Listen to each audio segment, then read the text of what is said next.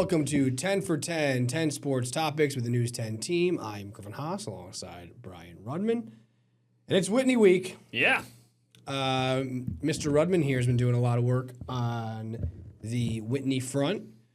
And it's a great field this year. I mean, it always is. It's always a great field, and this year is no different.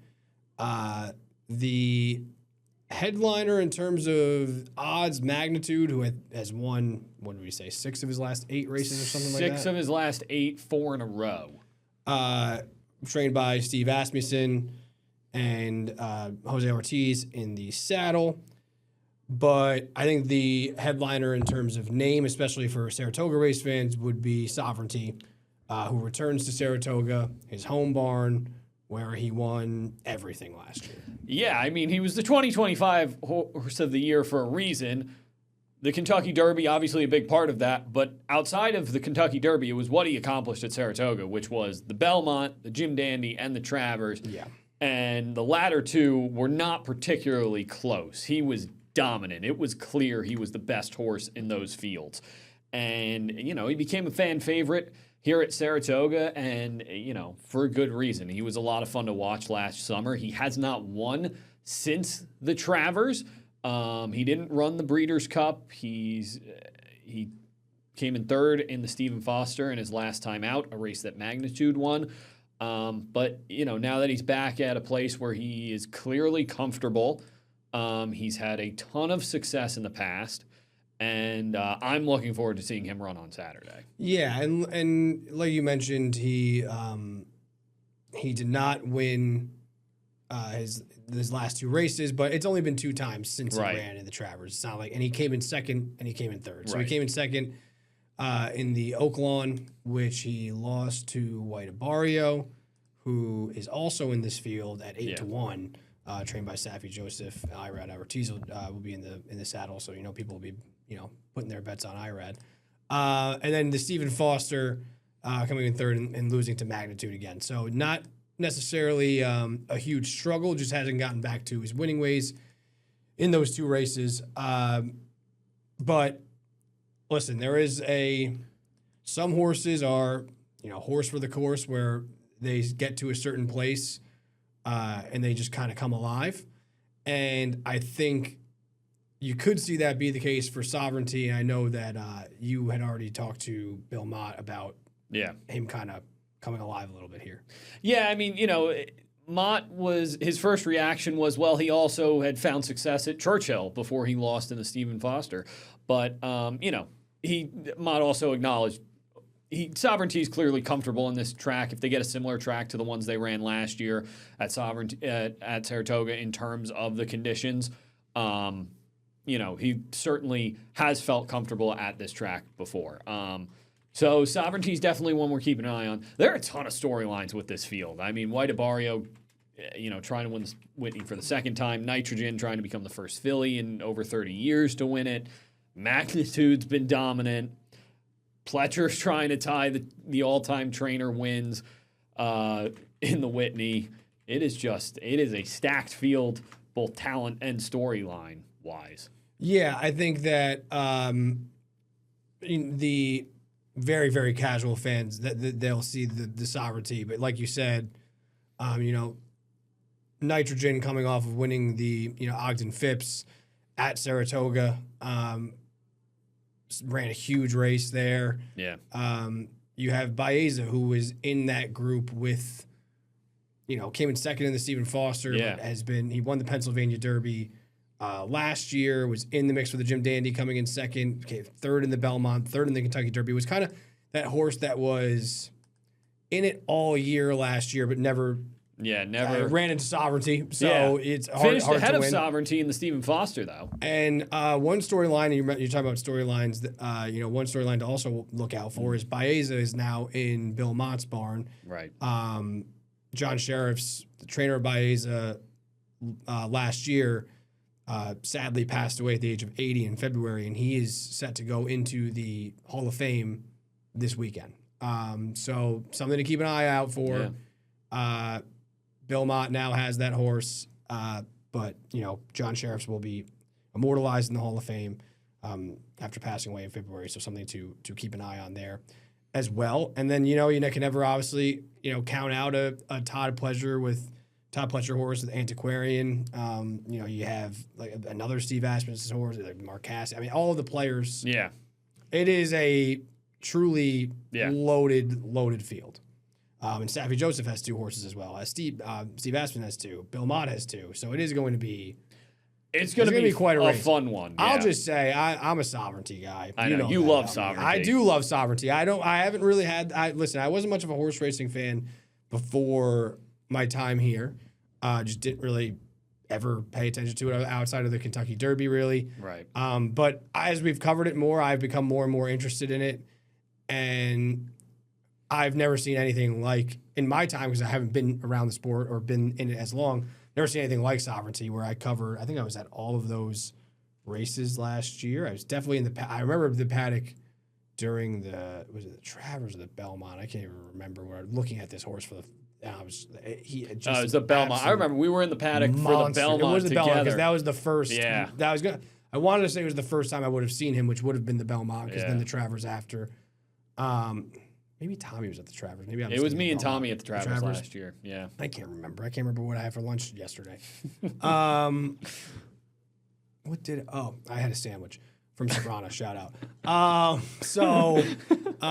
You went deep in thought, and I thought you were going to bring in a very specific point about horse racing. Yesterday? He was like, I had a sandwich. It's like a common saying, and I was like, do I actually know? I don't know. I remember the Belmont, though, seeing. I was just like, this horse looks different, and that horse was different. So I'm excited to see Sovereignty. And that's one of the exciting things about, having a race like the Whitney, for 3-year-olds and older, where you see them run and become kind of stars of the game, right. Running in the Travers and the Belmont, the Triple Crown races, and then they come back and run a race like the Whitney at Saratoga, which is it's going to be a fun one. Right now, if we're talking odds, I'll just go through them real quick, and then we'll move on to some more horse racing news. But Magnitude, the favorite at 9-5, Sovereignty at 3-1, Nitrogen at 4-1, and actually right before Nitrogen in terms of odds, Baeza at 7-2. These are morning line odds. You got White Abario at 8-1, Forge Steel at 20-1, and Tiztastic at 30-1. I missed Antiquarian 10-1.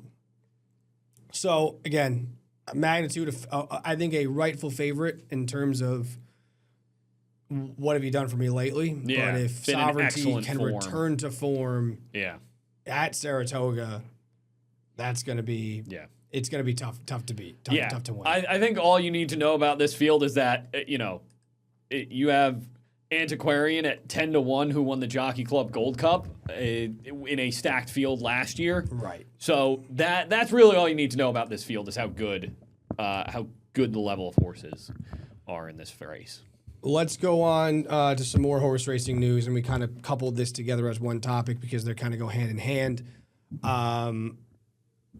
There was a new championship series. A Thoroughbred Championship Series announced by NYRA in partnership with Churchill Downs as well this week, which kind of sent the horse racing world into a bit of a tizzy. Yeah, it's a good way to put it. Where basically, I'm not going to go so in the weeds with this because we don't really have all the details, but basically it will be 6 races. Yep. It will start with the Kentucky Derby. It will be followed by the Belmont. It will return to the Kentucky Derby for the Matt Winn. It will then go to Saratoga for the Jim Dandy and the Travers, and then there will be a championship race at the end, 6 races across Churchill, Belmont, Saratoga. And you need to enter for your horse to be eligible 4 of the 6 races. Basically, there will be a point system. If you finish in a certain place, we don't know exactly what the details on that are going to be. There will be at points for each race, and there will be standings. Yep. So you could follow along. The point is to have from May to September. Yeah. You can follow a season like you would follow the NBA, where it's like or the NFL, where you have standings. Okay, let's see, this race is going to impact the standings, and things can move and things can change. And the champion will be crowned, and there's a $5 million prize pool. Yep. So I think that there's excitement from a lot of trainers that we've talked to about innovative ways to get more people into the sport. Yeah. So I think that is kind of the effort is, you can't question the effort to get more people in. Yeah. And it should be very interesting from a Saratoga perspective. It's nice because excellent. It's not going to. We'll get to the Triple Crown aspect of it in a second. It shouldn't necessarily detract from that, but it does, and it doesn't elevate the Travers to a Triple Crown race. But what it does elevate is the Jim Dandy and the Travers in some way on the same par as the Derby. And now, listen, the Kentucky Derby is always going to be the Kentucky Derby. Belmont's always going to be the Belmont. But it helps elevate these races to make these races even bigger than they already have been, especially locally. Right. I think if you consider the Kentucky Derby, I think the hope, right, the goal with this is that if you consider the Kentucky Derby and the Belmont Stakes as Triple Crown races 1A level, I think the hope is that the Travers and the Jim Dandy and the other races in this series go to 1B or a 2 level in terms of importance, because now what happens in the Kentucky Derby and the Belmont Stakes directly affects and correlates to what happens in the Jim Dandy and the Travers. Yes, and I think for around here, the Travers has always been a massive deal. And for a lot of race fans, it's always been a huge deal. But I think, again, for the casual race fan, they might not, especially the Jim Dandy or the they might not know what that entails in terms of how important it is here and in horse racing. It elevates it for the common fan, and it gives, again, fans something to follow across a 5-month span. Yeah. Now, the elephant in the room is the Preakness Stakes, because the Preakness Stakes was not included in this series. And a lot of people, I know you talked to Safi Joseph, who said this, right? I talked to Safi after they made the Preakness announcement. And he said that he would have liked to see the Preakness included in this series. Yes. He wants to see the Preakness included. He wants, essentially, they announced the Preakness move, which we'll get to in a second. We'll discuss that. Yeah. His point was that the priority should always be the Triple Crown, because that's the one that fans know, that fans follow, and that's how you get fans interested in horse racing. So instantly, people thought, and I think people maybe jumped to the assumption a little bit in terms of Triple Crown's dead. This is what that means. We're not. People are going to run it. It's not necessarily what this means. Now, the Triple Crown was already. It was struggling. In trouble because of the 2-week span between the Kentucky Derby and the Preakness did not allow for with modern technology, modern horses. It was trainers have deemed it, not necessarily the safest all the time to run horses 2 weeks back, because it takes so much to get ready for the Derby. You run the Derby and then you only have 2 weeks to the Preakness. Yeah, I think. Sorry, just talking to Mark Cassie yesterday morning on Wednesday morning before they announced the Preakness news. His point was basically things are changed so much in horse racing, and it just, you can't compare them to where they used to be. Yes. So there was just a continuing trend, especially recently, of horses skipping the Preakness. And also in terms of this series, before we get to the Triple Crown and the Preakness getting moved, there was basically an opportunity, and I don't know exactly, I'm not super into exactly how this played out, but there was an opportunity for Churchill Downs to potentially buy the rights to the Preakness. The state of Maryland paid a lot of money and put a lot of money into the Preakness to keep the Preakness and keep the rights. Which then, so if that had broke differently, it probably would have been a part of this series. Yeah. Didn't break that way. Churchill and Naira have worked this out between the two of them, and now have said they are open in the future to not just the Preakness, other races and other tracks potentially getting involved in this series. This is a foundation of it. More could change. So then we get to the Preakness. Then a day or two later, I think a day later. It was Monday. No, it was Monday. The series was announced. 2 days. Wednesday, the Preakness was announced. 2 days later, they moved the Preakness back. The Maryland governor, Wes Moore, announced it with the Maryland Jockey Club that they're going to move the Preakness back a week and a half. And now, or not a week and a half, a week and a day. And so now it'll be 3 weeks and a day after the Kentucky Derby. Right. You're like, that sounds great, because first of all, it'll be run on a Sunday for the first time, which will be interesting, and it'll be interesting for attendance. So you say, great, okay, there's more time now. Maybe you'll see a horse that wins the Kentucky Derby, you want to go for it and win the Preakness. Yeah. The problem is that at least for next year, unless Belmont makes a move, which is still possible, and I've seen speculation that Preakness kind of has forced their hand in a way. Again, that's speculation. There is now only 13 days between the Preakness and the Belmont, which is not enough. So you're probably still going to have people picking between the Preakness and the Belmont. Right. The choice has been made before, and it's seemingly the Belmont. Yeah. Now, would a trainer say, hey, let me go try to... I won the Kentucky Derby. Let's see if I can win the Preakness, and then maybe I'll attempt going 13 days back. We can't rule that out, but from what we've seen with trends, it doesn't seem like that is the safest move. Yeah. And it doesn't seem like it's a move that trainers have been willing to make. Yeah. Yeah, I think, I think it's in terms of choosing, I would still think that the Belmont would be, for a lot of trainers, the choice because there is still that longer layoff. 3 weeks is obviously better than 2 weeks, but 5 weeks is better than 3 weeks. And this is what ties back into the series as well, that if you have a decision to make, and there's $5 million of prize pool, not necessarily for the winner, but prize pool on the line, then you might be more incentivized to pick the Belmont over the Preakness. Now, that's not to say, like you said, if you win the Kentucky Derby now with 3 weeks in between, you might take a crack at the Preakness. When I talked to Safi Joseph, his idea was that the Belmont needs to move back a week now. Because if you have 3 weeks in between each race, it becomes much more likely that you will have horses going for the Triple Crown, and that is just good for the sport. If you have, just like this series, when you want to have the same 3-year-old horses competing against each other, and this is a big point when I talked to Bill Mott yesterday, if you want the 3-year-olds to be continuously competing against each other, they need to be able to run those races, and that's part of the reason why this championship series is good, is because it keeps the best 3-year-olds racing against each other through the season. When I was curious, so I looked it up, and the date for the Belmont and the Kentucky Derby have been announced. So that is 13 days. That doesn't mean it can't be pushed. Right. My point is that the Matt Winn Stakes, which would be the next race in the series after the Belmont, the date has not been announced. Neither has the date for the Jim Dandy, neither has the date for the Travers. So you could theoretically move the Belmont back, because my first thought was, well, will that impact this series with the Matt Winn Stakes? Yeah. The Matt Winn Stakes, so you could move everything, bump everything a week.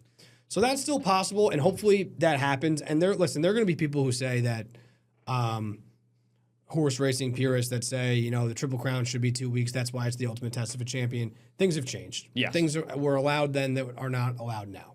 Yeah. Let's put it that way. So, and horse safety has changed a lot, and the aim is to protect these horses, which it always should be. That's the number one objective. So if you win the Triple Crown, it's 3 weeks in between, and you got a problem with that, I don't know what to tell you. Like it would be an incredible feat. You're still running against horses who are doing in the same situation as you. Yes, and if you sports change. Yes. Like there are more days off in the NBA now. That's like their bodies also are they do a lot more athletically than they did in 1960s. So things change. Times change. You adapt with the times. Winning if a horse were still to win those 3 races, it would still be incredible. And if there's a criticism of horse racing, it is that the sport can be very late to adapt and very late to change with the times. This series, I think, is a good example of it doing that in terms of trying to make something new and do something new. But usually there's a hesitance there. It'll be interesting. I think the best move would be for the Belmont to move back, and I think everybody can. We could have the best of everything. Yeah. We could have the championship series. It's a great new idea. The Triple Crown. You could have horses running all 3 races. Play, yeah. And then hopefully, who knows, maybe next year and the years to come, the Preakness could be added into this series. And then I think that you're probably at where it is. It's like college football playoff expansion. There could be expansion. Yeah. There could be things with the Triple Crown within this new series. They can coexist if some changes. I agree. The Belmont moving back a week and kind of providing that, if they can do that, it would be for the best of everything. You get the best of both worlds. I think innovation is good, especially in horse racing. It can get some new fans into the buildings, hopefully.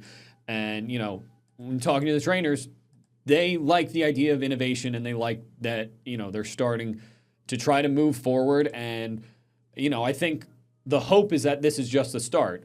Back to the Whitney real quick. Post time, 6:33 on Saturday, so looking forward to it. We're going to take a quick break. We'll be right back.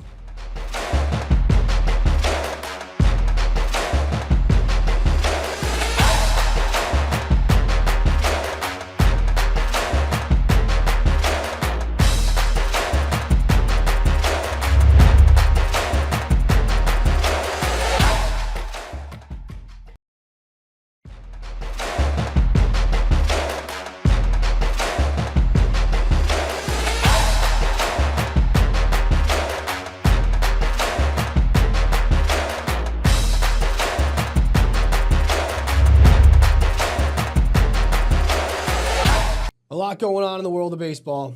We will start with the trade deadline. You can see the trade deadline, and obviously on the rundown there, we got our teams as well. We'll talk about what's happening after the deadline. But to truly talk about the MLB trade deadline, particularly the Red Sox and the Yankees, you kind of have to talk about it all together.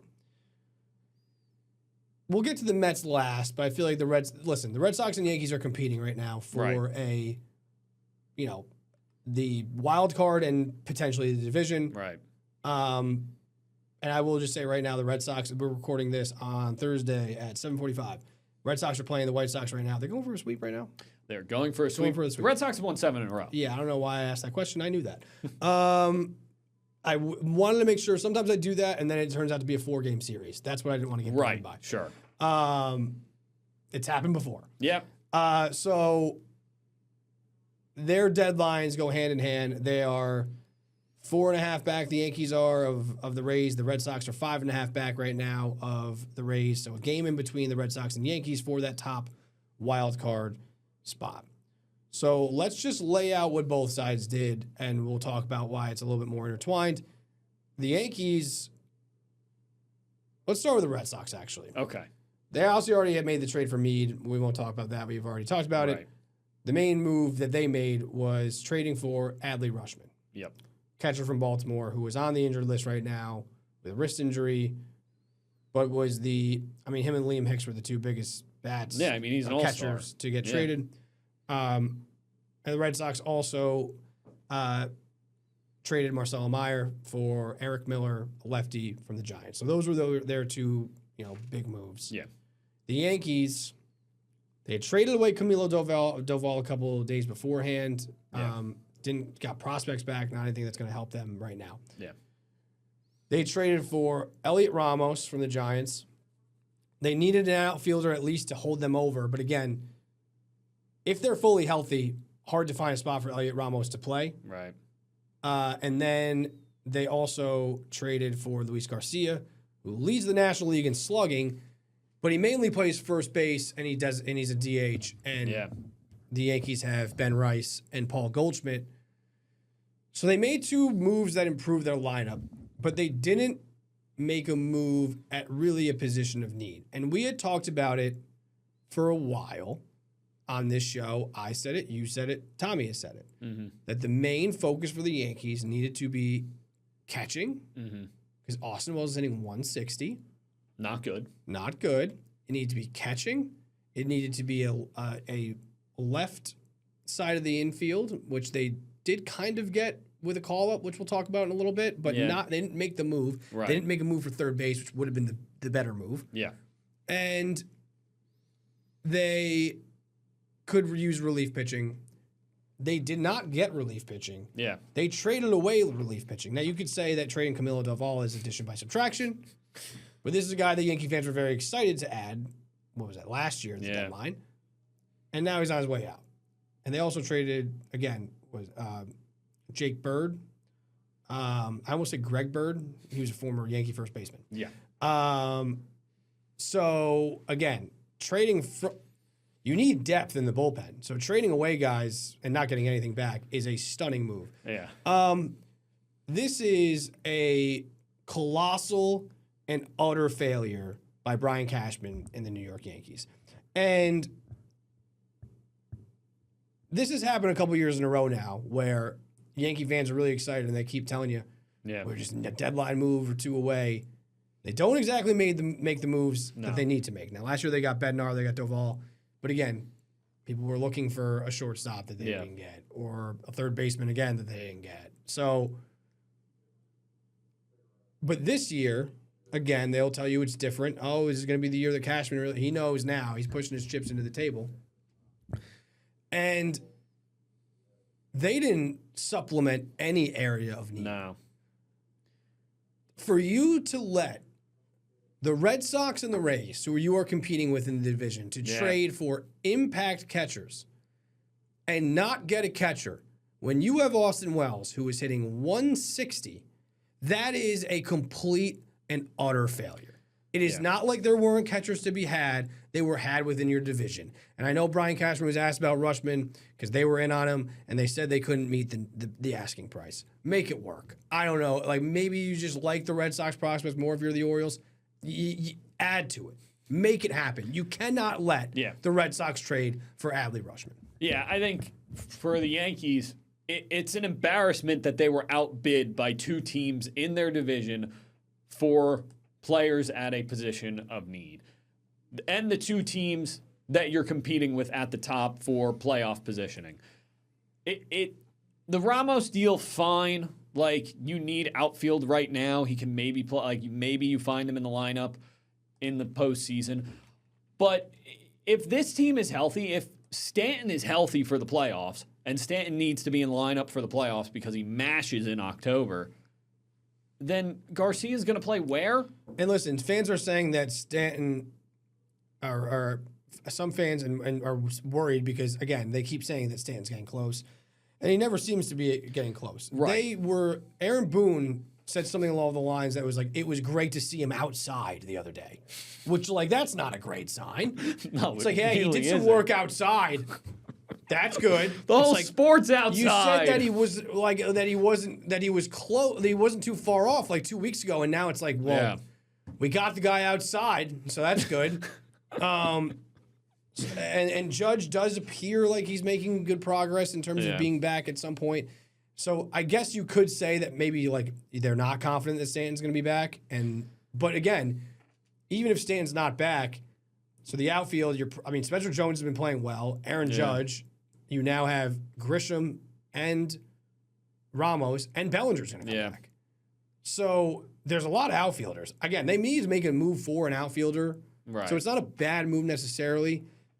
But Brian Cashman was trying to be like, well, we just wanted to improve the lineup by any means necessary. It's like, you did that in the interim, but your playoff ceiling and your World Series ceiling was not impacted. No, it did not change one bit. Because Luis Garcia and Elliot Ramos, they may not be in the lineup. I mean, again, Luis Garcia is a lefty bat first baseman that smashes righty pitching, which is what Ben Rice does. Yeah, that sounds familiar.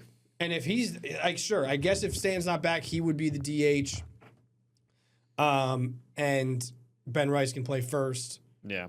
But then Ramos is not getting in. It doesn't, again, they needed to get a catcher. Yeah. And if you couldn't get Rutschman and you couldn't get Liam Hicks, who both went inside your division, go get somebody else. Yeah. And I know that there weren't a lot of guys that moved, but there was rumors that Tyler Stevenson for the Reds could have been moved. I'm not saying that would have made Yankee fans thrilled, but it would have been something. Right, yeah. An average catcher is a significant improvement right now from Austin Wells. Overpay a little bit for Alvarez or Torrens. I know I don't think they wanted to give either of those guys up, but they would have for maybe the right price, especially Torrens. He's better than anything you have at the catching position. And they can say, oh, but they've been great with the pitching staff. Ooh, pitching staff. Ooh. I know how important that is. I don't mean to minimize it. But you need to be able to hit the baseball. Yeah. You can't, even if he was hitting 200, be like, all right, he's hitting 160. Yeah, no. It's disgusting. It's inexcusable. Yeah, I think Wells just, the fact that they could not find a way to get him out of the lineup is bad. I also just think when you look at who improved in this division, the Yankees improved by far the least out of the teams that are competing. Can I say something else? Yeah. Thank you. Brian Cashman made my head nearly spin around and fall off of my shoulders. Okay. Because he's like, you know what? And someone asked him, do you think, how confident are you that Austin Wells can get back to, hitting well and hitting, how confident are you he can improve and get back to the Austin Wells you've seen flash up before? And he said, you know what? I think he already is doing that. He improved over the last month. He's swinging a lot better at bat. In the month of July, he hit 188. Now, he was hitting 155 going into the month. Technically. He hit 188 to raise his batting average up to 161. It's now 169. So he's creeping up. Slowly, but for you to say he hit 3 home runs, okay, I guess it was more than 0 the month before, or 0 the month before that.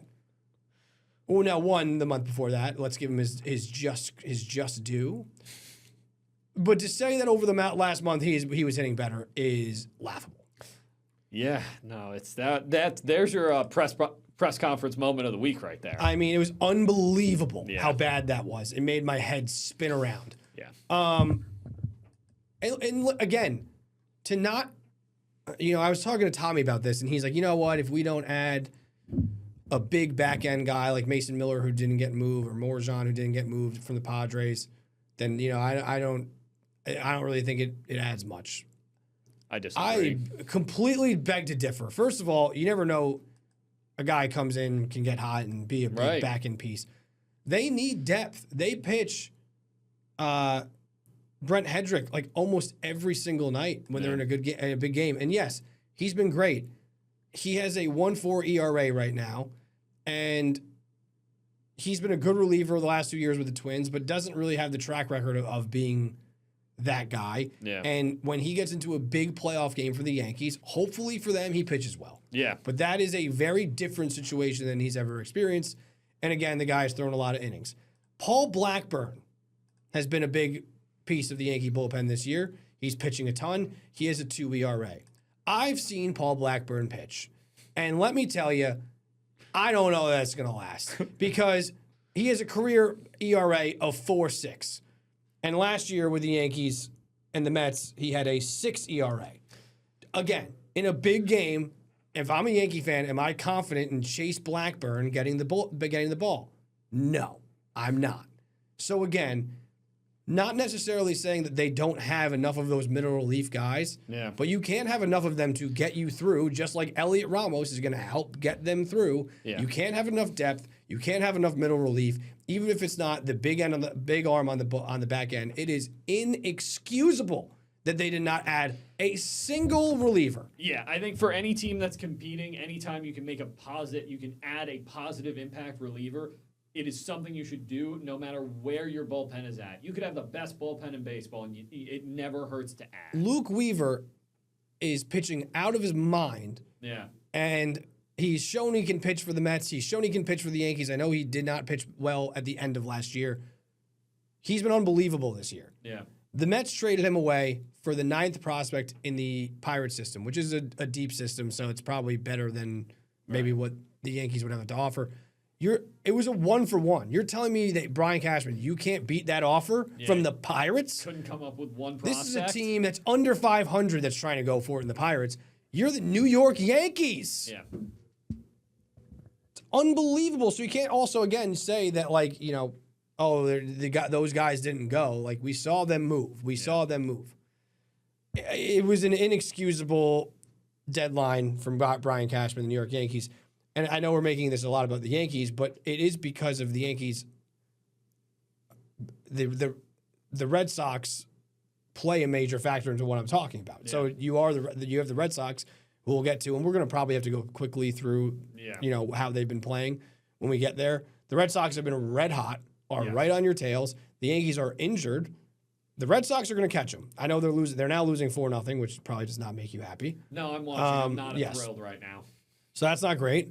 But they've played well enough where they can spare again. Yeah, if they fall once. They could catch the Yankees by the weekend or by next week. So that is huge for who hosts that series. That has huge implications. Last year, the Wild Card Series being in Yankee Stadium was a big deal. And if Adley Rutschman hits a home run in the Wild Card Series for the Red Sox, Yankee fans are going to lose their minds. Yep. And again, rightfully so. The Red Sox have already been playing really well, and they felt like we're going to capitalize on that and push our chips into the and now people have said they gave up a lot for Rutschman. Who cares? Yep. I mean, you know what? The Yankees held on to Clint Frazier for a while because he was going to be a great prospect. Yeah. Look what happened. It can go the other way. Look what happened when the Mets traded PCA to the Cubs for 2 months of Javi Baez. That hasn't worked out. Right. So it can happen. But you're the Yankees. You don't know what's going to come in baseball next year. Yeah. Take a chance. Go for it. Yeah. And they didn't. I agree. Yep. So safe to say you were happy with the Red Sox deadline. I was happy. Yes. I was happy. I was thrilled. I am happy with what the Red Sox have been doing. All right. Let's go. I'll get to the Mets. I can just kind of quickly run through that. Listen, the Mets did what they had to do. Yeah. It's hard to, look at when you're getting back prospects, it's hard to say like, oh, I love this move or I love that move because these are lottery tickets. You never know. They traded Clay Holmes, they traded Luke Weaver, they traded Freddie Peralta, they traded Brooks Raley, they traded Huascar Brosbon, they traded AJ Minter, they traded Tyrone Taylor. Am I missing anyone? I think that's all of them. I think that's all. I will just say that I think that they did a good job in the Peralta, Raley, Brosbon, Minter moves of not getting back huge, like, oh, this is the number 3 prospect in their system. Right. Getting back multiple players. Yep. So they got 3 for Peralta, they got a couple for Raley, they got 2 for Minter. I'm drawing blank on Brosbon. I know it was multiple. So I like taking, they've graduated Ewing, they've graduated McLean, Right. they've graduated Benj. They need to replenish the system, and you spread it out, you take some chances. Yeah. Then you follow that up with, and again, all of these guys that we're talking about, except for Luke Weaver and Brosbon, were free agents. Right. So you get something for them. Yeah. Some people wanted them to keep Luke Weaver for next year. I was not in that camp. I know it adds to their bullpen need now. They have more needs than maybe they did. But relievers are very finicky. Yeah. Luke Weaver's having a great year. Who knows if he has a great year next year? Who knows if there's baseball next year? Get a prospect back and take advantage of how well he's pitching. And they got, for him, 1-for-1, the 9th, like I mentioned before, the 9th prospect in the Pirates system, who is a shortstop who went to Walter Panis, played them in football. We won. So a local New York guy seems like he's hitting. I'm blanking on his name. It's Stefora. I know his last name. But he's hitting like 300 in, I think, single A right now in 14 or in 19 games. No, in 40 games, he has 19 home runs. Oh, that's pretty good. So, and he's hitting 300, and his player profile is more speed and defense. So he is he's doing a little bit more with the bat than expected. Sammy Stefura. I knew it was Stefura, but I needed to find his first name. He also was a huge Mets fan. He once DM'd the Mets and wanted to throw out the first pitch when he was a kid, and cool. Maybe he'll get that chance now. Yeah.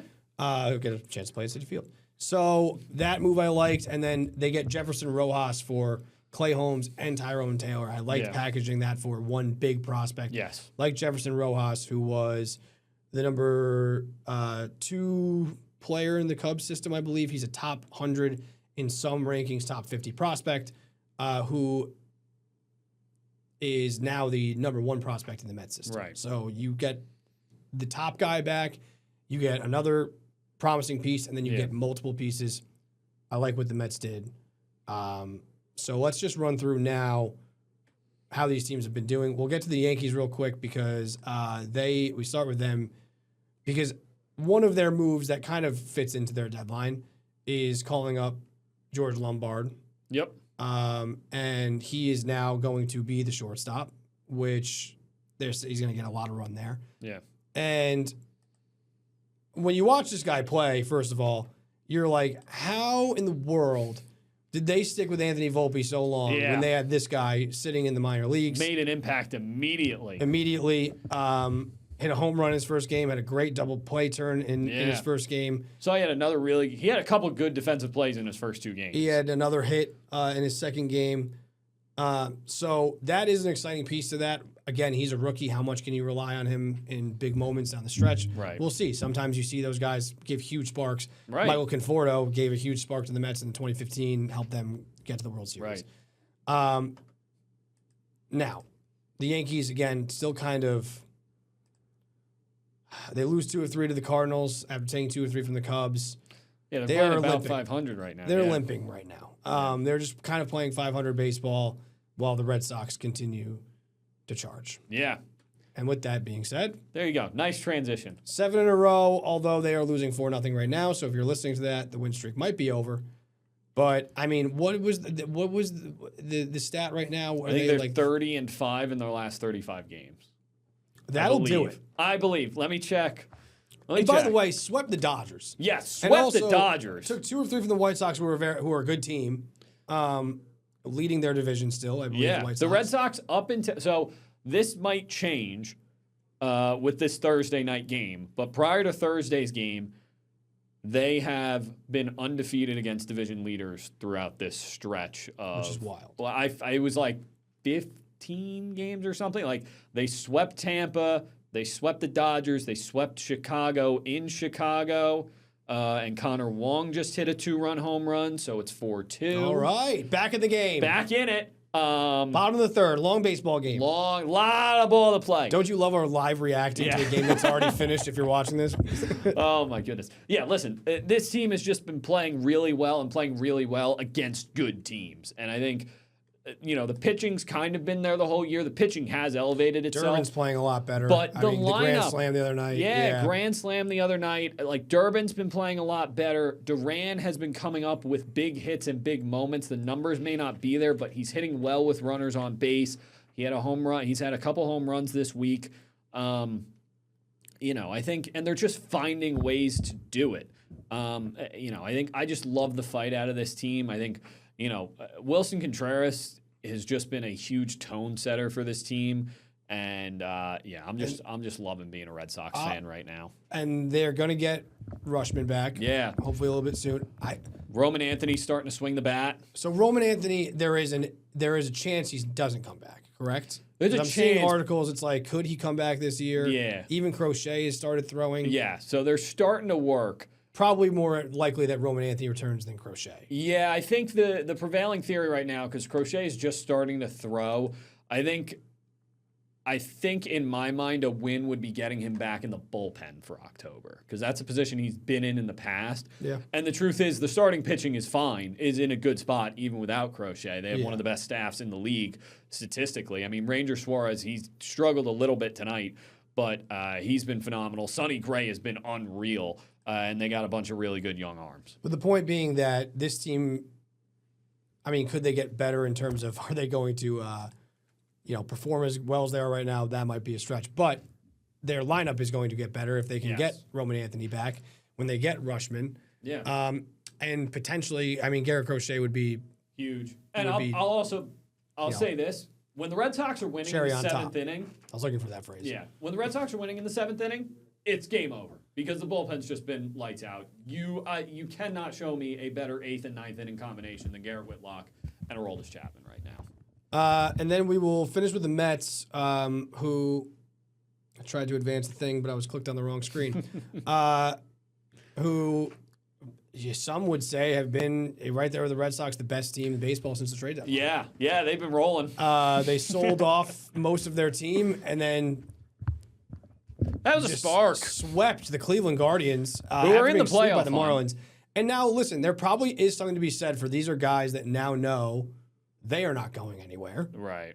Luis Torrens has homered twice since the deadline, who was a guy who they thought they might trade. I'm so glad they didn't trade him and Alvarez because it's so hard to come by catching in this league. Yeah, as especially you can see catching with the Yankees, that can hit, and you have two of them, and you can the Mets want to compete next year. Right. They are a big piece of that. But I said this to you recently. First of all, I've been saying for a week or two now, and now it's going to happen. Yeah. That the Mets are going to go on a win streak. They've already started that with 3 of like 7 or 8 games. And I don't say that out of optimism. I say that out of pessimism. And why I say that is because now the Mets are healthy, relatively. Without Soto, that's really the big one. Right. This lineup is not bad. I'm not going to run through it, but you have Lindor, Bichette, you still have Benj and Ewing's hitting very well. Like, they have players. Yeah.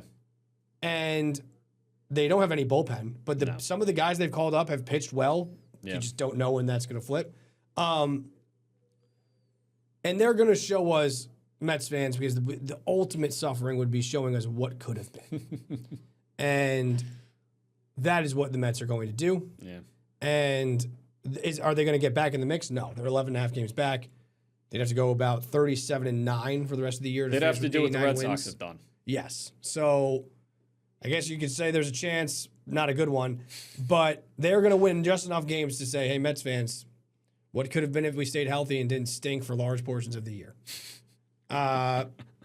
So yeah, there's that. But there are things to be happy if you're a Mets fan, and those things in terms of obviously Lindor, Soto, Benj has been unbelievable. 5-tool player. He homered 2 games in a row in the Guardian series. They win 13-6 in the final one. He has a cannon of an arm. He's fast. He's a 5-tool player, really. Yeah. Ewing has established himself as a leadoff guy and an outfielder of the future. Thornton has pitched. Zach Thornton's pitched phenomenally. Yeah, he's been great. Christian Scott has pitched phenomenally, and obviously you have McLean, who hasn't been quite what he was last year. Still has a 3.5 ERA, but there are young pieces to go along with the stars that they are paying for. That they're not maybe as far off as their record would indicate. Yeah. We're going to take a break. We'll be right back.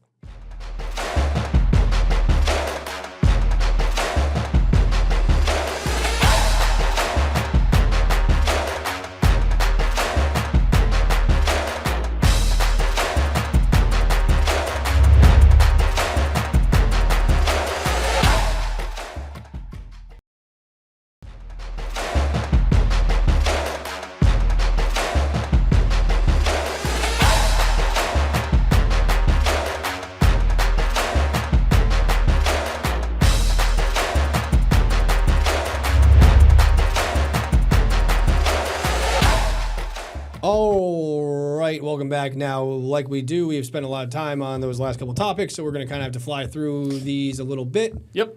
And I think that is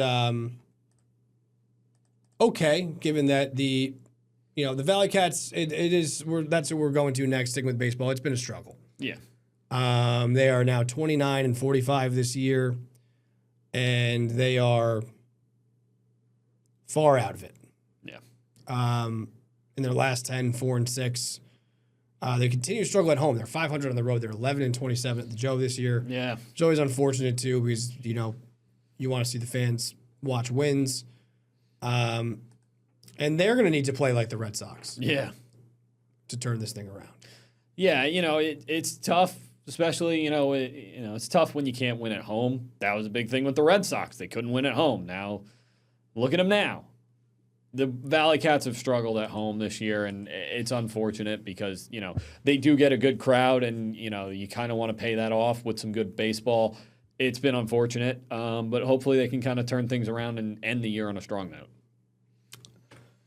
We're going to go on to the Firebirds, who are looking to defend their AF1 championship against the now undefeated Nashville Cats. Yeah. Where the roles are kind of reversed, where last year Albany was the undefeated team. Right. It's kind of flipped this year. They played for the number 1 seed at the end of the year, Nashville winning by 3. And then the Firebirds won, 69-56 to beat Minnesota. And I feel like the Firebirds feel like they're, again, at their healthiest and a better version than what they have been during the regular season. Yeah, I think down the stretch they were pretty beat up. Head coach Damon Ware talked about they needed those 2 bye weeks before the playoffs to get healthy. They are as healthy as they've been in a while. It showed last week. They played pretty well. I think it's going to be a different team than the one that was on the field in that 3-point loss to end the regular season. And hopefully it shows on Saturday. Yeah. Listen, you have Sam Castronova, you have Damon Ware, you have guys who have been there before. Yeah. I feel like you got to like that and the experience that they have. Got to do it away from MVP Arena, which will be a different change, but still better than the mall. That is true. They're not playing in a mall. These are things to think about. Nashville, won the 2 meetings, but I don't know. I would never rule out, the Firebirds. I think until it's proven in the big game, the Firebirds have been the kings of that league. Yeah. So that'll be a fun one. Saturday, 4:00. We'll see if the Firebirds can defend their crown. Yeah. Be right back.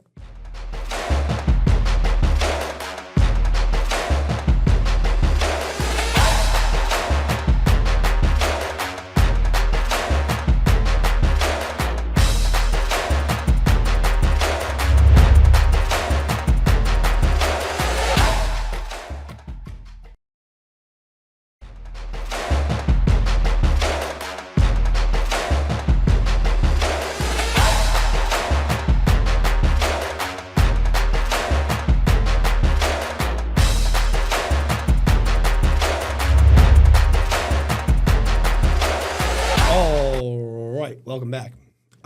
Football. Yeah. We have reached the next level of football is back. Oh, yeah. And that is because football is on your television screen.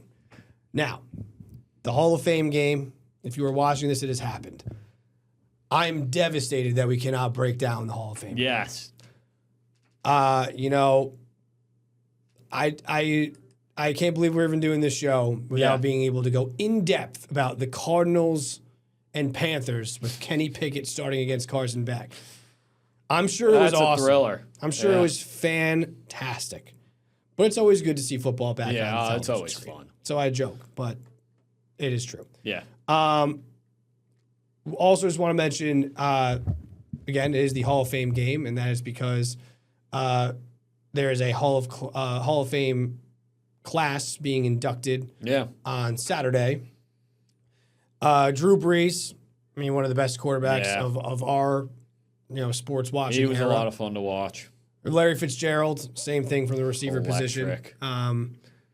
That's why you have the Cardinals in this game. You have the Panthers in this game because of Luke Kuechly, who, I mean, he was so special at maybe middle linebacker. Yeah, like the best linebacker of his era. I mean, you could.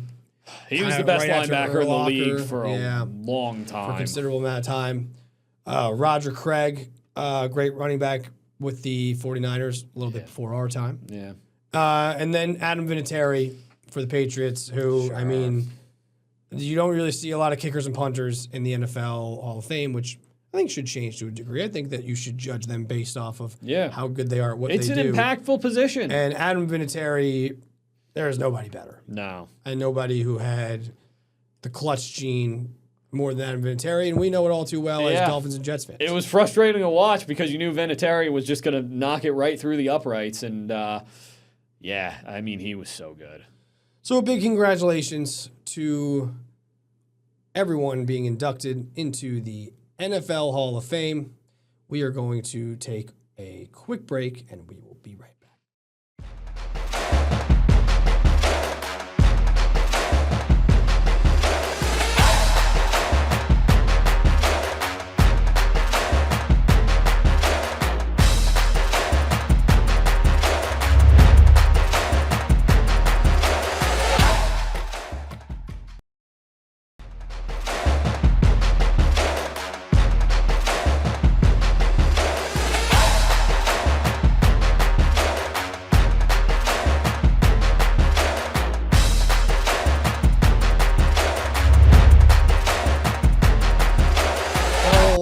Welcome back to 10 for 10, and we're going to wrap this up quickly. Andre Jackson, former Albany Academy star, national championship at UConn, and has started his career with the Bucks, signed a training camp contract with the Toronto Raptors.